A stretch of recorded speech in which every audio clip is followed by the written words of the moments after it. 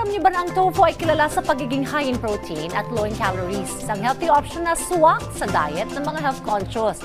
At kung naghahanap pa kayo ng another recipe to level up your tofu while maintaining its benefits, bakit hindi po ninyo subukan ng sizzling tofu na lulutuin po natin sa Sarap Pinoy? Minsan, it's amazing how something simple can turn into a game changer. And that's exactly what's happening with sizzling tofu. Kung ang mga Pilipino noon ay sanay sa crispy pata at sisig, ngayon, meron ng bagong contender na perfect sa lahat ng ating cravings. At yan ang sizzling tofu. Hindi lang ito masarap, kundi isang healthier alternative pa. Kaya't mabilis itong naging paborito sa bawat hapagkainan, proving that a little twist can make a big difference. Kaya para turuan tayo kung paano magluto ng savory dish na ito, ay makakasama natin si Chef John Vinuel de Asis dito sa Sarap Pinoy. Simulan na natin ang pagluluto ng sizzling tokwa special. Una nating gagawin ay hihiwain natin ang tofu into square. After po nating hiwain, i-deep fry na po natin siya sa deep fryer in 5 minutes.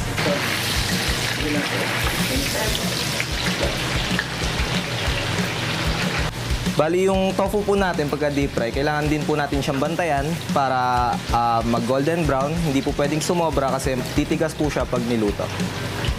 At ngayon naman po ay pagsasamahin po muna natin yung mga ingredients. Ngayon naman po ay isutay na po natin yung sibuyas, bawang at yung atay ng manok.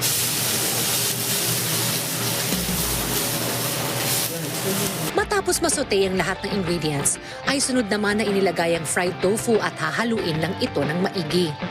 And then next naman po natin ilagay is yung seasoning.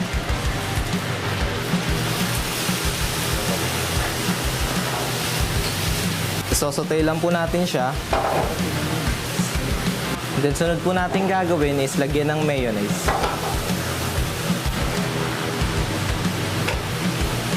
Haluin lang po natin ng maigi para malagyan po lahat ng mayonnaise. Then ilalagay na lang po natin siya sa sizzling plate.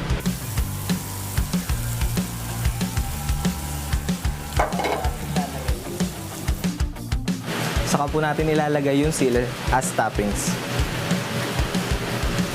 Ayan, luto na po ang ating sizzling tofu special.